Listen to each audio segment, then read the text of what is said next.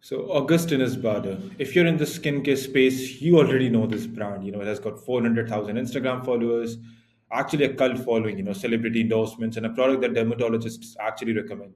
Now, let me show you their Amazon USA revenue. The top selling listing is doing $150,000 in revenue. And for a brand of this size and stature, that should not exist. This is not a ceiling, this is actually a symptom. And today I'm going to show you exactly what is causing it and exactly what needs to happen to fix it. This is a public audit. Augustinus Bader did not ask me to do this. I'm doing it because after 15,000 hours inside Amazon Seller Central and working with brands up to $50 million dollars in revenue, I know what a fixable problem looks like. And this one is very fixable. Let's actually get into it. So, number one thing that I think everyone knows already is it has got a huge following everywhere, right? It has got 400,000 Instagram followers. Everyone talks about this brand on YouTube. And, I want to be an enormous amount right. It has got a community that is genuinely engaged. So, this is the owner. It sits on a price point that is actually luxury skincare, even more than like luxury skincare, right? And the product quality, of course, backs it up as well. When I see the number of ratings, it has got a strong Amazon presence. So when I say that Amazon revenue does not reflect the brand, I'm not saying that the brand is weak. I'm saying actually the opposite. The demand is there, the audience is real, the product is real. What is missing is the Amazon infrastructure to capture all of that and convert it into actual revenue. And that is a very different problem to solve, which is actually a very good problem to solve and a very easier problem to solve because you're not starting from zero. You do not have to build a brand, right? Your brand is already built. There's a huge audience that actually follows your brand. You just need to place it in front of the right eyeballs because all of these huge amount of Instagram followers and who are watching their YouTube videos, they're genuinely interested in that brand, right? But in order to convert those into real shoppers, especially on Amazon, you want to really know where these guys are coming and looking for on Amazon, and you need to convert that audience. So first of all, let's talk about the number. Number one thing is that for a brand with like 400,000 Instagram followers, and such a strong press coverage on YouTube, where whole buzz created around the brand, I think this is not the revenue that I was expecting. And here, this one parent listing is actually carrying 50% of the brand's total revenue. So that means that number one, the brand has a hero product that clearly has demand that I can see on their actually on their website as well, that these are their bestseller products. And number second thing is that around that listing, you know if it's not doing up to the mark in terms of revenue only, the advertising, the keywords, the structure, it's not doing its job. Because if it were, that number would look very different. So let me show you actually what I mean. So number one problem that I see is, number one is review count. And I'd say that this is the most visible problem because anyone can see this without any tools at all. All of the potential customers are actually seeing it. And I'd say that for a brand that has already got huge social media presence, these are not the reviews that anyone expects, right? Now, I want you to understand why this matters, especially on Amazon. On Amazon, actually, reviews are just social proof. They're not just another metric. They're actually a conversion engine. And this is a well-documented relationship, especially in skincare category, because we've been working with skincare category, sunscreen category, perfume category a lot. We understand that buyer behavior in a lot more detail. The more review count you have, your conversion rate it actually improves a lot. So of course, if you've got more reviews, the buyer has got lesser hesitation to buy the product, even if they've watched all the YouTube videos and everything. Augustinus Bader's flywheel is like barely moving. The conversion rate must be suppressed because of this. And the fix here is actually not extremely complicated, right? They just need to get more revenue, and that will just immediately increase more in reviews. And in case these guys have not implemented any review strategy, and when I talk about review strategy, I'm not talking about any gray hat or any black hat strategies, right? I'm just talking about if anyone's buying the product, just straight away leave a review request. Something as simple as that. Or I'm not sure about their packaging, but I'm pretty sure that for a brand that is selling at such a high price point, all of that will be extremely fixed, extremely good. So normally what we do is add more and more insert cards just to create that loyal customer base. But I don't think they have got a problem at all with this. One another thing that I would like to add is, when it comes to the $99 product, I believe that its sales should be more. And of course, it must not be a loss leader product, right? But even then, this $100 SKU having a much higher sale will actually result in more repeat purchases coming for a much higher priced SKU at, let's say, $315, right? So the average order value, I'm not sure what that is, but if it's standing at $300 or $400, I think that's a bit of a problem, especially on Amazon, because in here you need to have more and more new to brand customers. So one of the most important metrics, that two KPIs actually, that helps me understand the brand in more detail for a brand of this stature. Number one will be new to brand customers, and second will be repeat purchases. How many new to brand customers are coming in will actually show me how much review count you can improve, how much it's being placed in front of more and more keywords.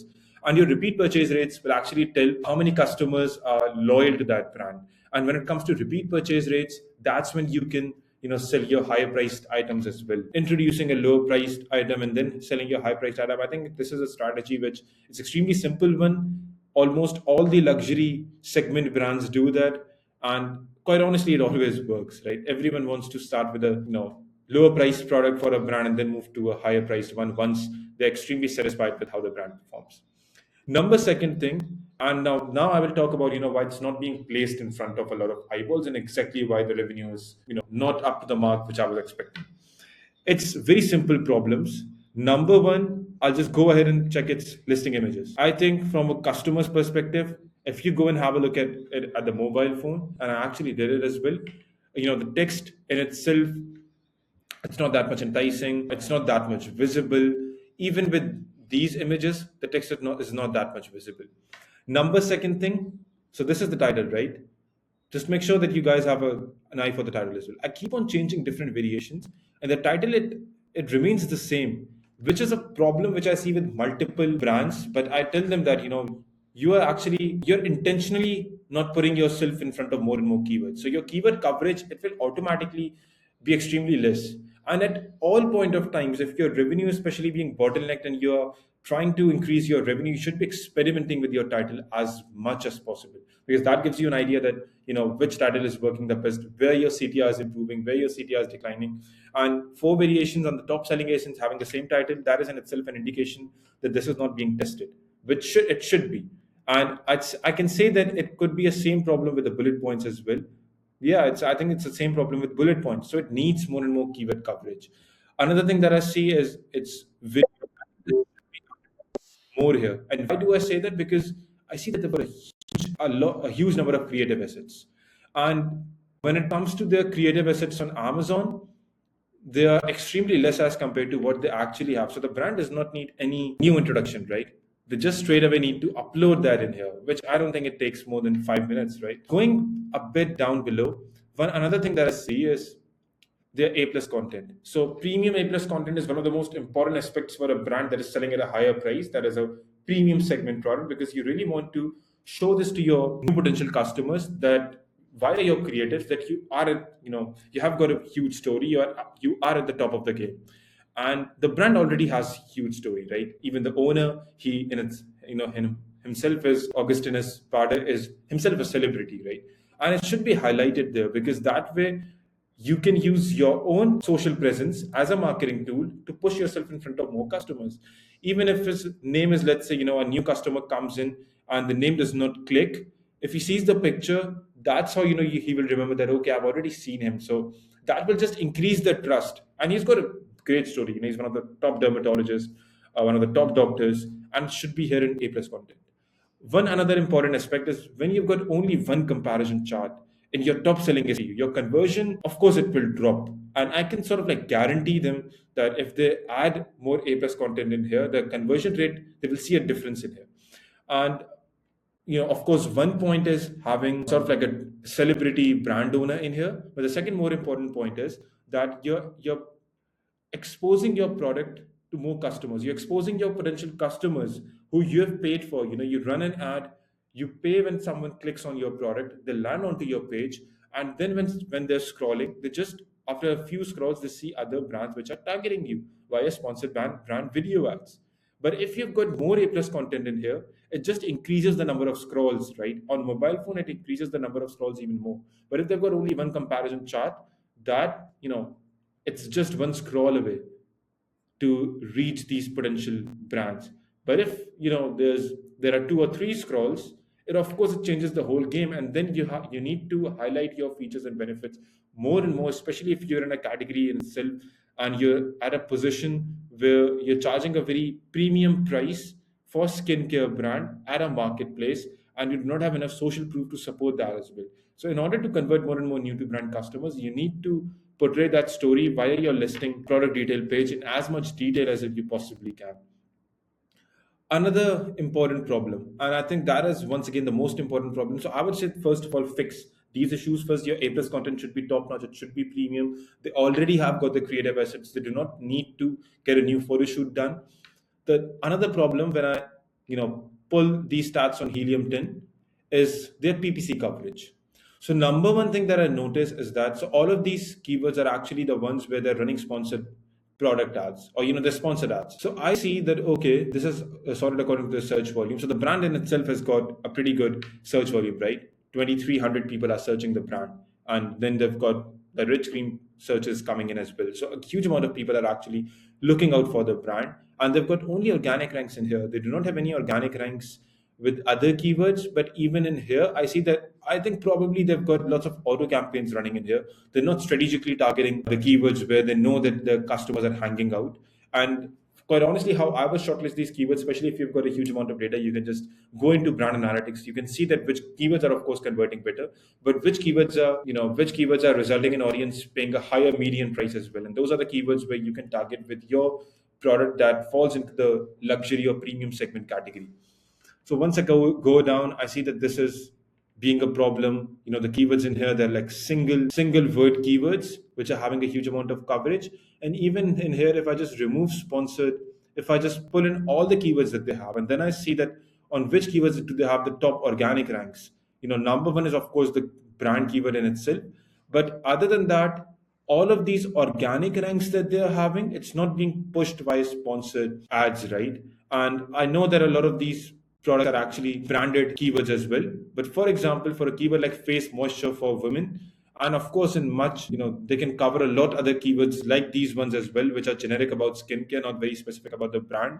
They should be adding those into their title. They should be crafting their title in a way where a lot of these root keywords are added and then push themselves more. So this keyword coverage can be improved, and of course where they're performing better, where the search volume is good, they should be supporting that with the sponsored ranks as well, just so they can rank on more and more keywords here, right? That is an extremely important part in here.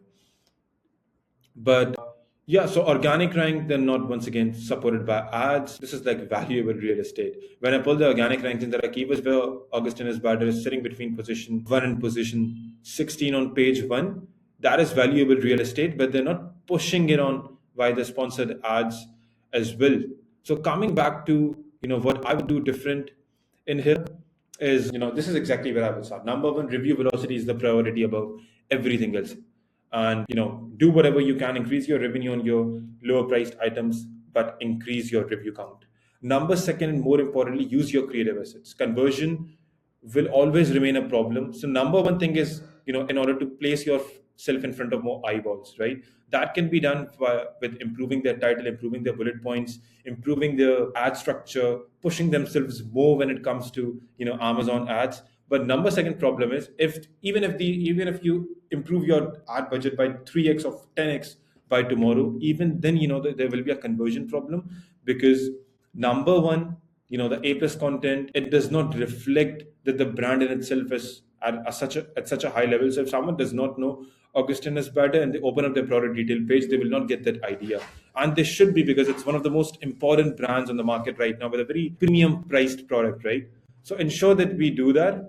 And yeah, so Augustinus Bader, I'll just close it that it has got everything a brand needs to win on Amazon at a serious level. The demand is proven, the community is built, the product quality is clearly there. What they need now is the Amazon infrastructure to match the brand they've already built everywhere else. And $300,000 in revenue is not where the brand belongs at Amazon, not even close. So yeah, if you're a brand sitting in a similar position, strong off Amazon presence, there are gaps in your Amazon execution, feel free to reach out. I look at these things every single day, and I'm happy to take a look at your account. And if you're watching this, Augustinus Bader, I would love to have that conversation. Thank you.